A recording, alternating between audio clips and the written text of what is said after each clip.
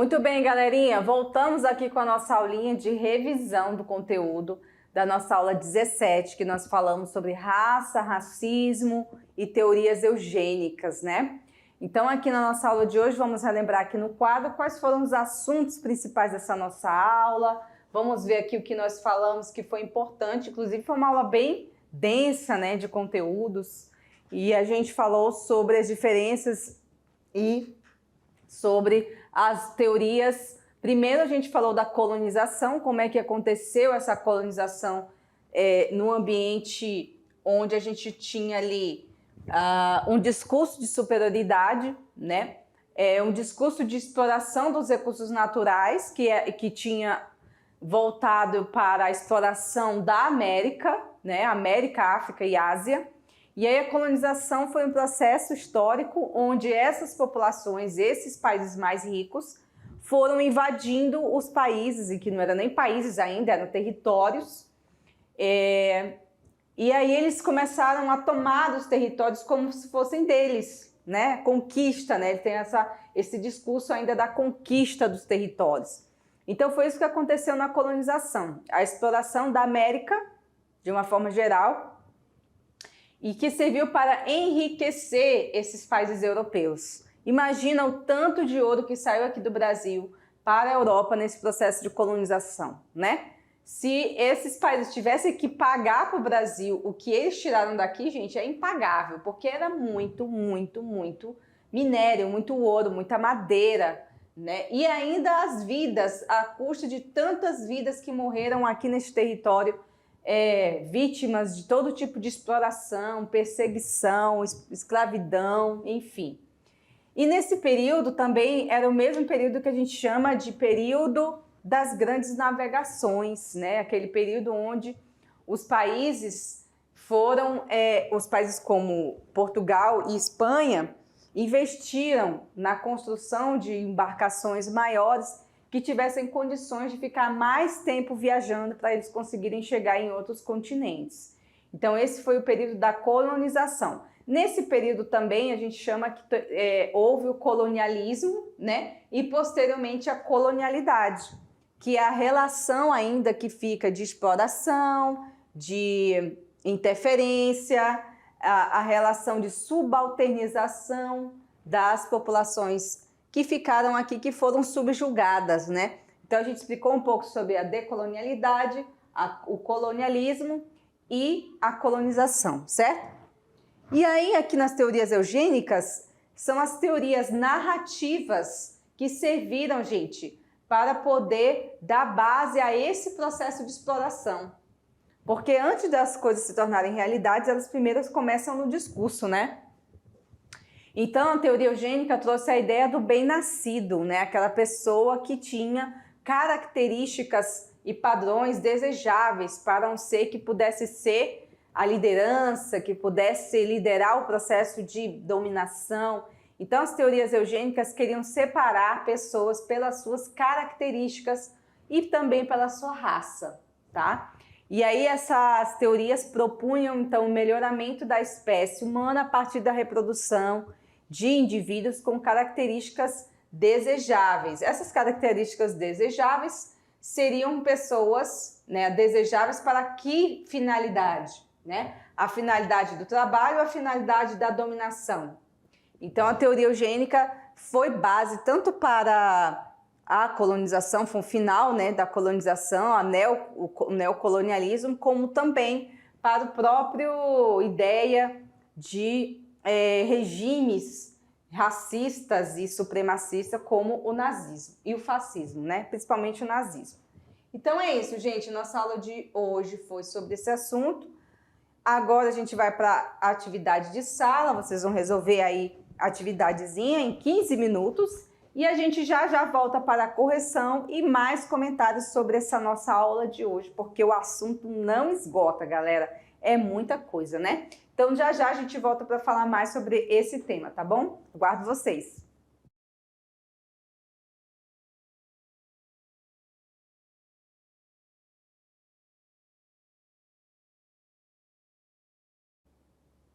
Muito bem, gente, muito bem. Então agora vocês já fizeram a atividade, já dei o tempo necessário para vocês, né? E aí, como é que vocês estão nessa reta final? Estão animados? Vamos para terminar? Vamos para mais uma etapa? Vocês aí vão estar fazendo outras disciplinas. Eu espero que vocês estejam fazendo todas as atividades e tenham muito sucesso nesse final da nossa disciplina de Sociologia, né, gente? É o que todos nós, professores, desejamos, é que todos os nossos alunos, as nossas alunas, possam sair com o máximo de conhecimento, com um crescimento também pessoal e também o crescimento do seu conhecimento estudantil, né?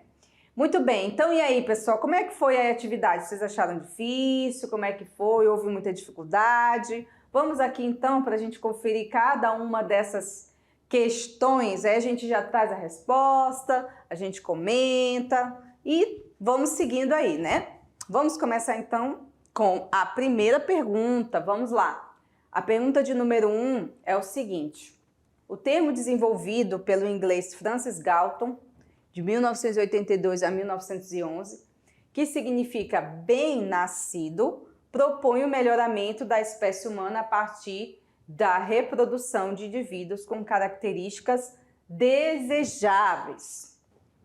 Bem, essa característica refere-se ao conceito de, vamos lá, pessoal, letra A, etnocentrismo, letra B, multiculturalismo, letra C, eugenia, letra D, pós-colonialismo ou letra E, superraça. E aí, pessoal, qual dessas alternativas refere-se a esse conceito aqui, né, de bem-nascido? Gente, isso aqui tá muito fácil, porque a gente conversou agora nessa nossa revisão de conteúdo sobre esse tema, que fazem parte de várias teorias, que resumidamente se refere às teorias eugênicas, né, a teoria da eugenia. Esse é o conceito que se refere, gente, a essa questão do melhoramento da raça humana, né? É um discurso que parece absurdo, né, você falar isso hoje em dia, mas ainda tem gente que defende isso.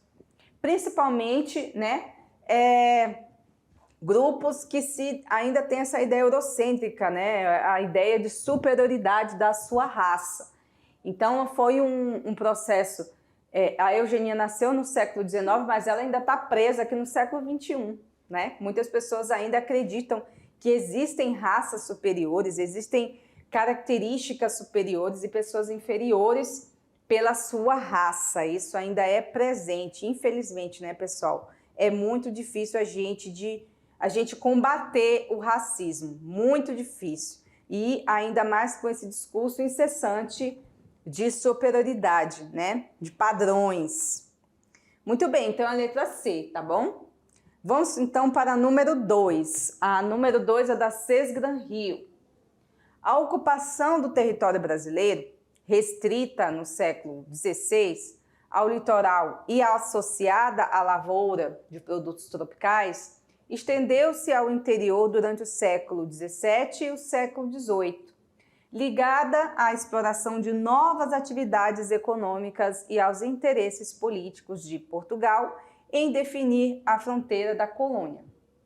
As afirmações abaixo relacionam as regiões ocupadas a partir do século XVII e suas atividades dominantes. Então vamos ver aqui, a número 1. No Vale Amazônico, o extrativismo vegetal, as drogas do sertão e a captura de índios atraíam os colonizadores. É isso mesmo?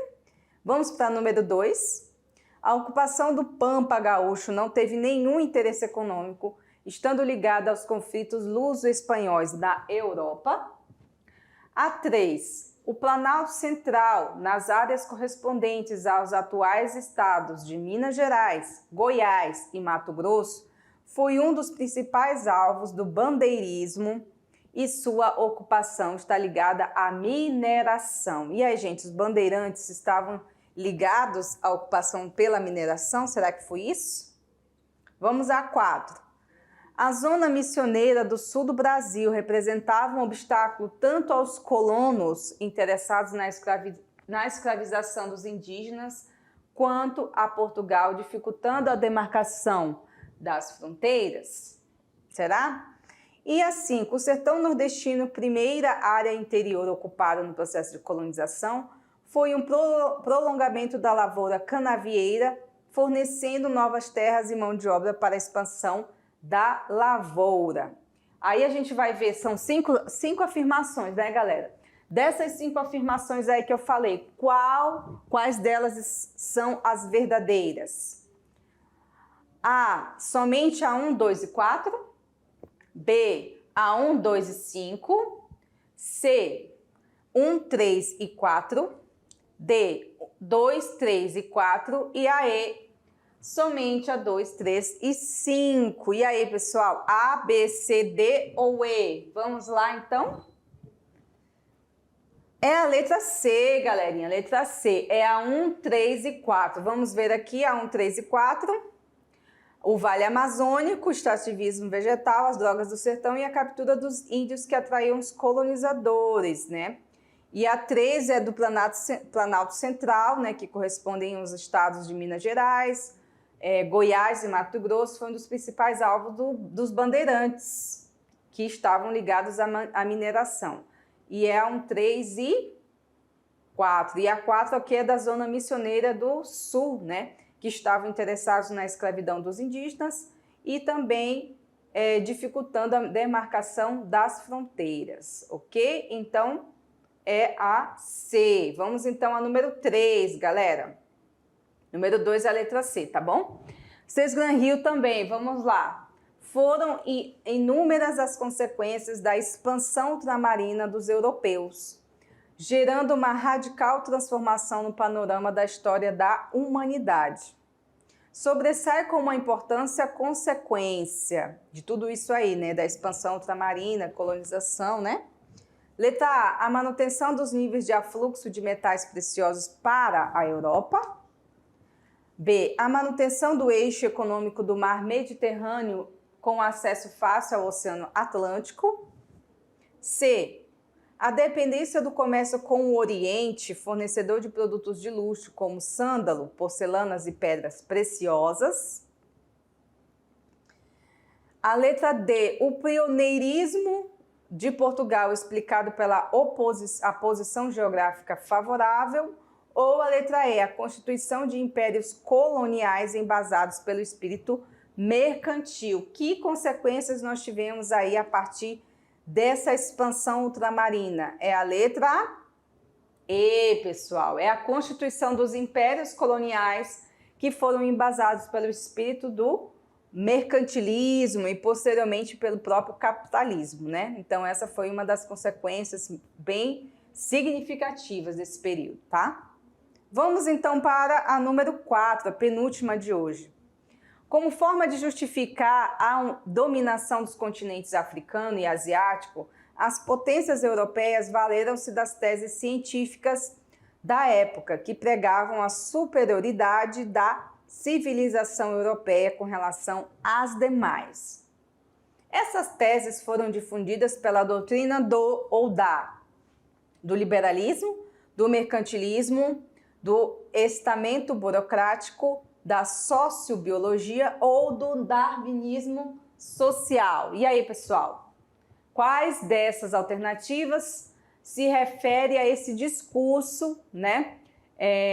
Digamos assim, essa narrativa de superioridade que veio, curiosamente, da Europa, claro, né? Os europeus sempre, com muita criatividade, sempre se colocam como os superiores a nós.